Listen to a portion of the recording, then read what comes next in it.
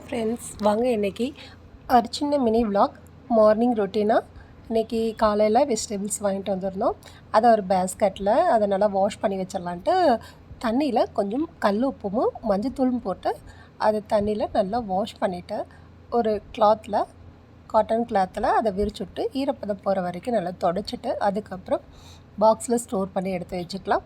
பச்சை மிளகாய் பழுக்காமல் இருக்கிறதுக்கு காம்புகளை கிள்ளிட்டு அதுக்கப்புறம் ஸ்டோர் பண்ணி வைங்க.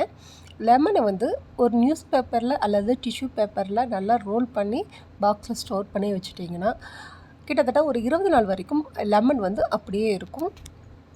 எனக்கு தெரிஞ்ச சின்ன சின்ன டிப்ஸ் தான் இதெல்லாம்.